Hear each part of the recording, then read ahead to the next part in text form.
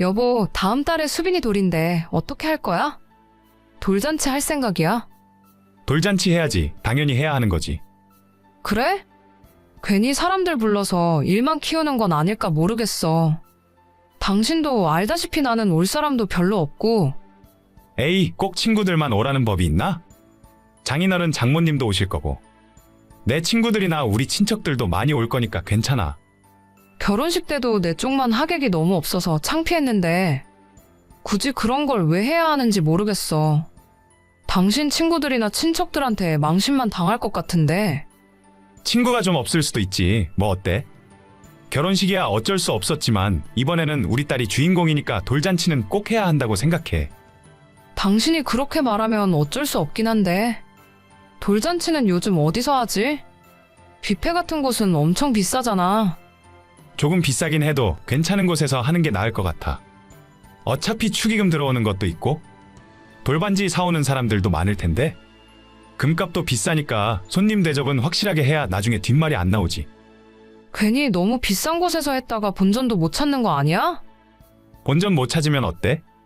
우리 딸 첫돌 축하해주러 사람들이 와주는 것 자체가 고마운 일이잖아. 나도 옛날 돌잔치 사진 보면 재미있고 그래. 부모님들도 평생 기억 남는다고 하시더라. 알겠어. 어머님, 아버님도 돌잔치 관심 많으신 것 같더라. 당신까지 그렇게 이야기하니까 한번 해봐야지. 그럼 당신이 장소 같은 거 다 알아봐주면 안 돼? 그래, 내가 알아볼게. 요즘은 돌잔치 행사 진행하는 업체에서 답례품 같은 것까지 다 알아봐서 해준다고 하더라. 당신은 아무 걱정하지 마. 나중에 몇 명이나 올 건지 그것만 알려주면 돼. 나야 뭐 우리 부모님 두 분이랑 언니랑 올 사람 다 해봤자 5명 정도밖에 없을 것 같은데 결혼식에도 10명밖에 안 왔는데 돌잔치라고 별다르겠어? 그런가? 알겠어. 그럼 예전 결혼식 할 때처럼 내가 알아서 준비할게. 응, 그냥 당신이 다 알아서 해. 저는 3년 전에 아내와 결혼식을 올렸어요. 예쁜 외모에 평범한 직장을 다니고 있는 아내였지만 연애를 하면서 한 가지 이상했던 점은 아내에겐 친구가 한 명도 없다는 점이었습니다. 저는 중고등학교와 대학 동기들은 물론이고 지금 다니는 회사의 직장 동료, 동호회 활동을 하면서 알게 된 사람들까지 제 지인들만 해도 수백 명은 넘거든요. 그래서 인간관계를 꺼려하는 아내가 안타까우면서도 동시에 계속 흥미가 생기더라고요. 연애를 2년 하고 저희 결혼식을 올리게 되었는데 결혼식은 더 놀라웠어요. 아내는 결혼식에 부를 하객이 계속 없다는 이야기를 했습니다. 본인도 알고 지내는 사람이 없고 직장 동료들도 초대하고 싶지 않다 말했고 처갓집 식구들도 다른 친척들이 거의 없어서 올 사람이 10명 정도밖에 되지 않는다고 하는 겁니다. 예식장에서 요구하는 최소 하객 인원이 있긴 했지만 어차피 저희 측 하객만 해도 400명이 넘었기 때문에 전혀 문제는 없었어요. 설마 했지만 진짜로 저희 결혼식 때 신부 측 손님은 총 12명이 왔었고 나중에 결혼식 사진을 찍을 때도 저희 쪽 사람들이 아내 쪽으로 넘어가서 사진을 찍을 정도였죠. 그래도 결혼 생활 자체는 아무런 문제가 없이 평범했습니다. 둘 다 열심히 일하고 별다른 일 없이 잘 지냈어요. 아내가 작년에 예쁜 딸을 낳았고 그렇게 세 식구가 또 정신없이 즐겁게 1년이 지나갔습니다. 결혼 전에는 친구들이나 동호회 활동을 많이 하며 여러 사람들과 어울려 지냈었는데 결혼하고 아이가 생기니 저 역시도 아내처럼 만나는 사람이 많이 줄어들더라고요. 모처럼 돌잔치를 통해 오랜만에 지인들을 만났고 무려 100명에 가까운 사람이 우리 딸 돌잔치를 찾아주셔서 즐거운 시간을 보냈습니다. 식사도 맛있게 하고 답례품도 대접하느라 생각보다 돈을 많이 썼지만 들어온 축의금으로 대부분 메꿀 수 있어서 다행이었죠. 현금 대신 돌반지를 주신 분들도 꽤 많았기에 거의 20돈에 가까운 반지를 받아서 잘 보관해두고 있었습니다. 여보, 혹시 옷장 서랍 안에 수빈이 돌반지 못 봤어? 분명히 내가 보관함에 잘 넣어둔 것 같은데 안에 내용물만 싹 사라졌네. 수빈이 돌반지? 그건 왜? 아니, 왜긴 왜야. 그냥 한번 꺼내서 보려고 했지. 사진도 찍고 싶어서. 그거 다 팔았는데. 팔았다고? 아이 돌반지를? 대체 왜? 아니, 뉴스 보는데 요즘 금값이 많이 올랐더라고. 가격이 좋을 때 팔아야지. 우리가 돈이 부족한 것도 아닌데 그걸 왜 팔아? 그냥 계속 갖고 있다가 나중에 우리 수빈이 시집 갈 때 주려고 했는데. 계속 놔둬봤자 뭐해. 가격 좋을 때 빨리 팔아서 필요한 곳에 써야지. 진작에 팔았어. 그럼 급한 돈은 어디 있는데? 금반지가 20돈도 넘었잖아. 요즘 시세로 1,000만 원 돈이라고. 엄마 집에 냉장고랑 세탁기가 너무 낡아서 그거 바꿔드렸어. 그리고 남은 돈으로는 내 가방 하나 샀고. 당신 요즘 못 보던 가방 생겼다고 생각했었는데 그게 우리 수빈이 돌반지 팔아서 산 가방이구나? 진짜 해도 너무하는 거 아니야? 왜? 대체 뭐가 문젠데? 어차피 옷장 안에 처박아두기만 하는 것보다는 가격 좋을 때 팔아서 필요한 곳에 쓰는 게 훨씬 낫지 않아? 그러면 나한테 먼저 물어보기라도 했어야지. 당신 마음대로 말도 없이 팔아서 다 써버리면 어쩌자는 거야? 돈이 중요한 게 아니라 이건 배우자로서 예의가 아니라고 생각해. 얼마 하지도 않잖아. 겨우 돈 때문에 나한테 뭐라고 하는 거야? 그게 그렇게 중요하면 다시 갚을게. 갚으면 될 거 아니야? 갚는 게 문제가 아니라니까. 당신이 장모님 댁 세탁기 냉장고 바꿔주고 싶어서 나한테 이야기했으면 충분히 우리 가진 돈에서 해드렸을 거야. 비상금으로 그 정도 돈은 항상 갖고 있으니까. 그런데 우리 딸 돌반지는 다시 돈으로 살 수 없는 거잖아. 그걸 대체 왜 팔아버린 거야? 다시 살 수 없기는 왜 없어? 금은방 가서 사면 되잖아. 그런 말이 아니잖아. 여보, 진짜 너무 쉽게 생각하는 것 같아. 나는 당신한테 배신당한 기분이라니까. 무슨 반지 몇 개 내다 팔았다고 배신 이야기까지 해. 당신이야말로 몇 푼 안 하는 돈에 너무 민감하게 반응하는 거 아니야? 그냥 내 돈으로 다시 사다 주면 될 거 아니야? 이걸 문제라고 생각하지 못한다면 내가 당신한테 크게 실망할 것 같아. 반지를 다시 사다 놓건 말건 그게 중요한 게 아니라니까. 아, 자꾸 왜 똑같은 말을 반복하게 하는 거야? 이미 팔아서 써버렸는데 나보고 대체 어쩌라고. 당분간 우리 생각하는 시간을 좀 갖자. 그러던가. 아니면 시간 낭비할 필요 없이 지금 끝내도 좋고. 그럼 나 오늘부터 엄마 집에서 지낼게. 수빈이는 당신이 어머님한테 맡기던지 알아서 해. 뭐? 오늘 집을 나가겠다고? 당신은 뭐가 그렇게 간단해? 끝내자는 이야기잖아. 서로 쓸데없는 시간 낭비하지 말자고. 돌반지 값은 내가 나중에 보내줄게. 그럼 됐지? 아내는 정말 그 길로 집을 나가버렸고 저는 어쩔 수 없이 친정 부모님에게 아이를 맡길 수밖에 없었습니다. 저는 그저 이 문제로 대화를 하고 아내에게 잘못된 행동이라는 걸 알려주고 싶었을 뿐인데 갑자기 극단적으로 대처를 하더라고요.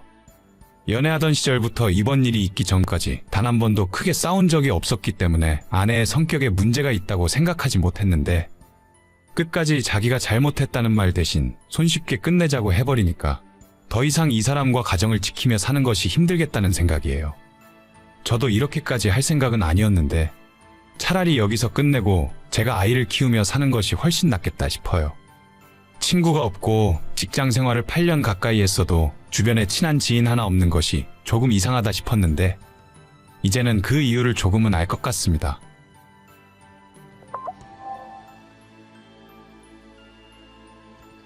나 퇴근했는데 여보 또 어디 나갔어? 배고픈데 집에 밥도 하나도 없고 냉장고도 텅텅 비었네. 당신이 집에서 살림 맡아서 한다고 했으면서 이게 대체 뭐 하는 짓이야? 뭐야, 당신 오늘 야근하는 날 아니었어? 나 잠깐 앞에 친구 만나러 나왔어. 근데 나 저녁 먹고 좀 늦게 들어갈 것 같은데 뭐라도 시켜 먹고 있어. 내가 당신 밥 차려주러 결혼한 사람도 아닌데 어떻게 맨날 나만 보면 밥 타령이야? 당신이 맞벌이 하기 싫다고 먼저 집에서 살림한다면서? 살림한다고 했으면 다른 건 몰라도 최소한 밥은 차려줘야 하는 거 아니야? 어떻게 맨날 외식 아니면 배달 음식만 먹고 살아? 나 요리하는 거 자신 없단 말이야. 뭐하러 잘하지도 못하는 일에 시간을 낭비해? 그냥 사다 먹는 게 훨씬 이득이지. 그럼 당신이 집에서 하는 일이 뭔데? 청소도 거의 안 해서 참다 못해 내가 청소기 돌리고 빨래는 갈아입을 옷 없다고 통사정해야 그때 한 번씩 세탁기 돌리는 게 전부잖아. 빨래 건조기 돌리면 개고 정리하는 것도 전부 내가 하고 있는데 밥까지 안 하면 당신이 하는 집안일이 대체 뭔데? 당신은 진짜 나를 가사도우미로 생각했나 보네. 다른 남자들은 결혼한 아내 힘들까봐 퇴근하고 돌아와서 집안일까지 전부 다 알아서 한다는데 왜 나는 맨날 당신한테 밥 차려달라는 소리나 들어야 돼? 밥 차리는 게 당신 일이잖아. 집안일 전부 알아서 한다면서? 생활비도 150 적다고 해서 200만 원 주고 있는데 내가 집에서 밥도 못 얻어먹냐? 당신은 왜 그 나이 먹고 혼자서 밥도 못 챙겨 먹냐고. 내가 너한테 밥 해주려고 결혼한 줄 알아? 나도 내 인생이 있고 내가 하고 싶은 일이 있어. 오늘 집에 안 들어갈 테니까 밥을 차려 먹던 시켜 먹던 당신 혼자서 맘대로 해. 진짜 해도 너무한다. 나 너한테 사기 결혼 당했다고 생각해. 이럴 바에는 맞벌이 하면서 가사도우미 아주머니를 쓰고 말지. 지금 나보고 나가서 돈 벌어오라고? 결혼 전에는 행복하게 해준다면서. 그런데 왜 나를 못 부려먹어서 안달이야? 아내와 저는 결혼한 지 겨우 6개월밖에 안 됐습니다. 그런데 사사건건 너무 부딪히는 일이 많아서 제대로 된 신혼생활 해보기도 전에 지옥이 먼저 시작되더라고요. 결혼 전까지는 멀쩡히 직장생활 잘하던 아내가 한 달 만에 다니던 직장 그만두고 싶다며 징징대기 시작했어요. 아이를 낳기 전까지 부부가 맞벌이하면서 생활비는 물론 적금 계획까지 다 세워놨었는데 갑자기 아내가 일 못하겠다, 그만두고 싶다 하니까 솔직히 적잖이 당황했습니다. 어떻게든 잘 달래면서 정리라는 게 힘들면 무턱대고 당장 그만두기보다는 병가나 휴직 신청을 하는 게 어떻겠냐고 물었더니 자기가 집에서 집안일을 열심히 해서 내조를 할 테니까 한 번만 자기를 이해해달라더군요. 출근만 하면 머리가 아프고 이러다 스트레스 받아서 병이 날 것 같다는데 제가 뭘 어쩌겠습니까? 그만두게 하고 달라는 생활비 주고 한동안 지켜보고 있었죠. 아내가 집안일을 잘하는 타입이 아니었기 때문에 큰 기대는 없었지만 정말 상상 그 이상이었어요. 빨래와 청소는 물론이고 하루 한 끼 집에서 먹는 저녁 밥상도 제대로 차려준 적이 없습니다. 최근 들어서는 아예 이런저런 핑계로 밤늦게 집에 들어왔고 바보가 아닌 다음에야 아내가 다른 남자를 만나서 바람을 피우고 있다는 사실을 짐작할 수 있었어요. 오늘도 늦어? 지금 11시가 넘었는데 아직도 집에 안 들어오고 뭐 하는 거야? 언제부터 당신이 날 기다렸다고 그래? 그냥 먼저 자. 난 좀 더 놀다가 알아서 집에 들어갈게. 당신이 외박은 하지 말라고 했으니까 새벽에 들어가도 외박은 아닌 거지? 너 남자 만나고 있지. 저번에 몰래 새벽에 통화하던 그 놈이야? 뭐야, 이제 내 전화까지 엿듣는 거야? 이거 완전 사생활 침해잖아. 내가 밖에서 뭐라고 다니던 말던 당신이 무슨 상관인데? 내가 왜 상관이 없어. 우리는 엄연히 결혼한 부부라고. 연애할 때는 몰라도 지금 바람 피웠다가는 바로 이혼이야. 이혼, 너 말 잘했다. 쥐꼬리 같은 푼돈 주면서 맨날 밥 차려달라는 소리나 하는데 이혼은 내가 먼저 할 말이었어. 너랑 이혼하고 그냥 내 첫사랑 성훈이 오빠랑 다시 재혼하고 살면 그만이야. 뭐? 성훈이? 그 자식 이름이 성훈이었구나. 어떻게 결혼한 지 1년도 안 됐는데 바람 피우고 다닐 수가 있어? 너가 나한테 잘해줬으면 내가 이랬겠니? 무조건 너 잘못이야. 너가 먼저 나를 밥해주는 사람 취급했잖아. 나가서 일하는 것도 싫고 집에서 살림하는 것도 싫으면 대체 결혼을 왜 한 건데? 아, 몰라. 성훈이 오빠는 돈도 자기가 다 벌어오고 집안일도 다 하겠다면서 이혼하고 자기랑 살자는데 당신은 진짜 답이 없다. 우리 진짜 이혼하는 거밖에 안 남았어. 시간 더 낭비하지 말고 여기서 끝내. 아내는 역시 밖에서 다른 남자를 만나며 바람을 피우고 다녔고 제가 추궁을 하자 아니라는 말 한마디 없이 모든 사실을 인정했어요. 바람 피우던 사실이 들켜버리자 아내는 제게 먼저 이혼을 이야기했고 저 역시도 지옥 같은 결혼 생활을 더는 이어갈 생각이 없었습니다. 아내는 평소 말싸움을 한번 시작하면 막무가내로 우기기 때문에 대화를 계속하는 건 시간 낭비였죠. 다음날 이혼 변호사를 찾아서 아내와 상간남을 고소하고 이혼 소송을 진행할 생각이었습니다. 괴로운 마음에 전날 술을 진탕 먹고 잠이 들었고 아침에 일어났을 때 아내는 집에 들어오지 않은 채 외박을 했더라고요. 어차피 이혼하는 마당에 집에 들어오나 안 들어오나 아무 상관없다 싶어서 씻고 나갈 준비를 하려는 찰나 아내에게 연락이 왔습니다. 우리 이혼하는 거 맞지? 어차피 할 거라면 좀 빨리 진행해줘. 괜히 시간 길게 끌 필요 없잖아. 내가 주소 보내줄 테니까 내 짐 잘 챙겨서 이쪽으로 보내줬으면 좋겠어. 서로 얼굴 마주치기도 싫은 건 당신이나 나나 똑같을 거 아니야. 당신 짐은 당신이 알아서 챙겨가든지 말든지 알아서 해. 내가 한가한 사람도 아니고 그걸 언제 포장하고 있어? 지금 변호사 만나러 가는 중이니까 앞으로 이혼 소송 관련된 부분에 대해서는 나 말고 우리 변호사랑 직접 연락해. 무슨 이혼하는데 변호사까지 필요해? 그냥 서류 도장 찍고 헤어지면 끝이지. 당신, 남자가 진짜 이렇게 구질구질하게 나올 거야? 법대로 확실하게 처리하는 것뿐이야. 아무튼 나는 더 이상 당신이랑 할 이야기 없으니까 집에 들어오던 말던 그놈이랑 살림을 차리고 살던 말던 당신이 알아서 해. 안 그래도 그럴 생각이야. 그건 그렇고 나한테 재산 분할이랑 위자료는 얼마 줄 생각인데? 대충 액수라도 미리 알아야 새로 신혼집 구할 때 참고하던지 하지. 재산 분할? 위자료? 너 지금 무슨 소리를 하고 있는 거야? 너랑 나랑 살면 얼마나 살았다고 재산 분할을 해달래. 게다가 너 결혼하자마자 일 그만두고 집에서 살림한다면서 놀고 먹었잖아. 기억 안 나? 놀고 먹긴 누가 놀고 먹었다고 그래? 내가 청소도 하고 빨래도 하고 안 한 게 뭐가 있어. 얼렁뚱땅 헛소리 하면서 넘어갈 생각하지 말고 계산 똑바로 하는 게 좋을 거야. 나라고 변호사 못 구할 줄 알아? 변호사를 구하든지 판사를 구하시든지 당신 마음대로 하시고, 아무튼 난 이만 바빠서 너랑 더 떠들 시간 없어. 너나 그놈이나 위자료 줄 돈이나 있는지 모르겠다. 그렇게 저와 아내는 각자 변호사를 선임하고 이혼 소송에 들어갔어요. 그와 동시에 저는 아내의 상간남에게 또 다른 소송을 걸어버렸죠. 법이고 뭐고 뭔지 몰라서 막무가내로 우기기만 하던 아내는 재산분 할인이 위자료니 자기 마음대로 돌아가는 게 하나도 없자 한 달 만에 다시 저한테 연락을 하더라고요. 오빠, 우리 얘기 좀 해. 난 너랑 더 이상 할 이야기 없다 했잖아. 나한테 전하고 싶은 말이 있으면 변호사 통해서 하도록 해. 그게 아니라 오빠, 생각해보니까 내가 정말 오빠한테 잘못한 것 같아. 성은 오빠랑도 결국 헤어졌어. 위자료 이야기도 안 할 테니까 최소한 나한테 걸린 소송만이라도 오빠가 취소해주면 안 될까? 그런 건 소송 취하라고 하는 거야. 그리고 내가 너한테 그렇게 할 이유가 뭔데? 너는 죄를 졌으니 죄값을 받는 것뿐이고, 옛날 같았으면 너는 지금 콩밥 먹고 있어. 진짜 내가 화나면 너네 가족 모두 이 동네에서 얼굴도 못 들고 다니게 해주는 수가 있으니까.